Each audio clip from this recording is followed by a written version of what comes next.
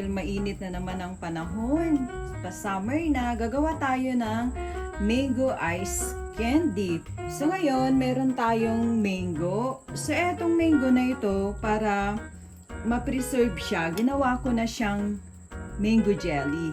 Ayan. So bale, 6 na piraso ito. So ayan, so ilalagay na natin siya sa blender. Ayan, so meron din tayong pure coconut milk. So fresh ito.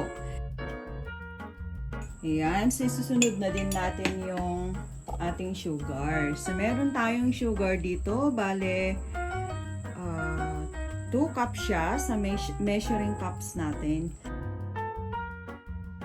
Tapos meron din tayong condense. Ayan.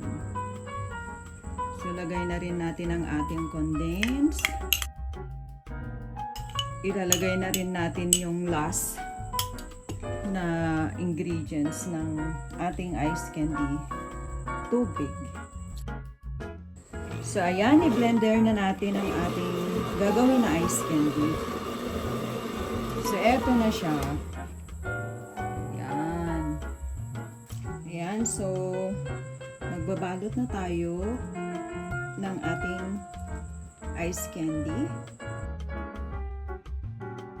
So, eto, nabalot na natin ang ating ice candy. So, nakagawa tayo ng 32 pieces. Ayan. So, puli nakatulong ang video na ito sa inyo, guys. Ayan. So, thank you so much for watching.